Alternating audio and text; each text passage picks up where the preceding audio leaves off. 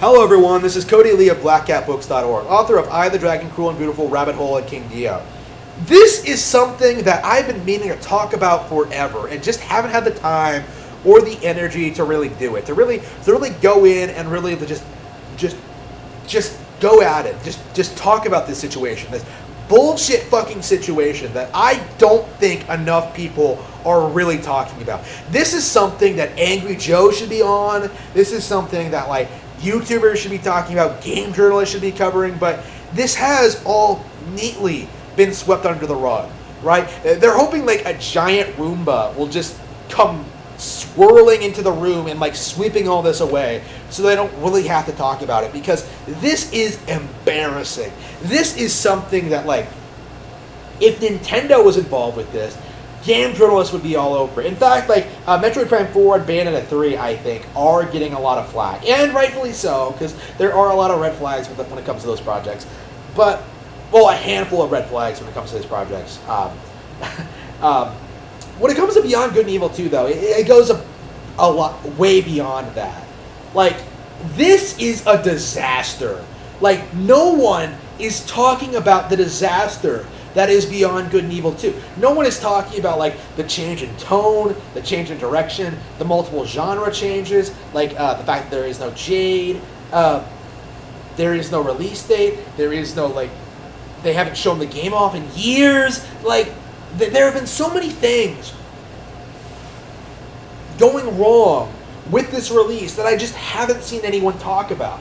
Like, no one really has brought up the fact that, like, Michael Ansel has left Ubisoft, you know, the director of the game, left Ubisoft because of just the incompetent staff that was being forced to work under him, right? Like, the guy gave up working on his dream game because, like, he felt that the team couldn't handle it, right? Like, who are the team at Ubisoft? Like, you have a bunch of purple-haired, multicultural dykes who have no concept of, like, how to make a game, how to program, how to do anything new. Like, these are people who just copy-paste old Assassin's Creed assets into everything, right? Like, that's the typical Ubisoft model, right? Is that, like, just reuse everything over and over and over again, and because nobody actually plays our games for real, nobody will notice. So like, people will keep buying Assassin's Creed because it's the new Assassin's Creed, man, and not really notice just how similar it is to other Assassin's Creed, or at least that's how it used to be.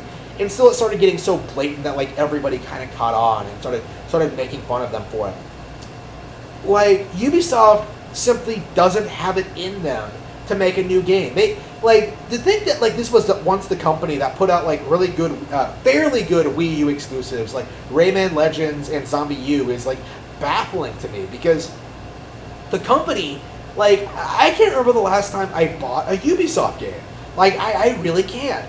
Like, you know, Mario Rabbids, maybe it was the last time I bought, Starlink, maybe, that was shit, hated that. Like, in general, it feels like all the teams at Ubisoft have no idea what they are doing.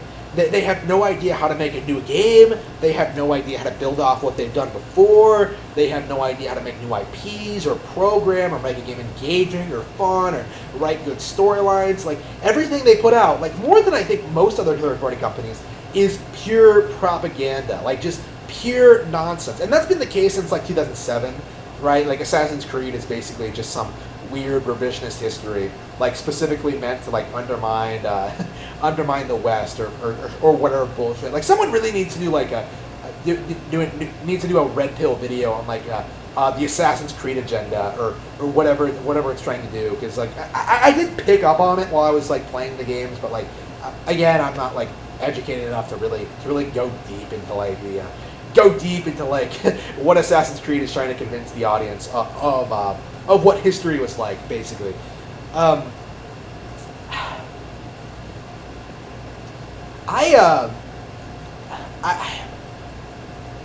Ubisoft is like another example of like the decline of like Western video game companies, but like I think it's like kind of progressed further than most, to the point where like I don't think the company even has it in them to put out another game. Like, and the thing is, the thing that really bothers me about this is, like, nobody is calling them out on it.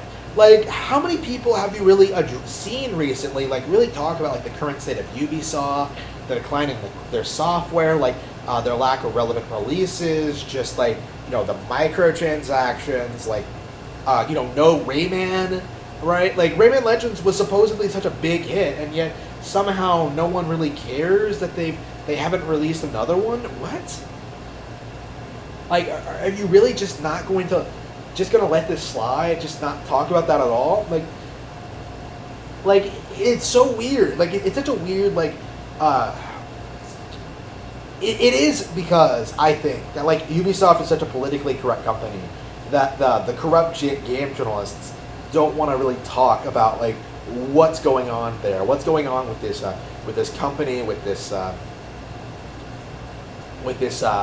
development teams, with these games, because nothing we've seen really paints all that positive of a picture. Like, Beyond Good and Evil 2 is never going to come out, and if it does, it's not going to be any good. But I'm not seeing anyone address that fact.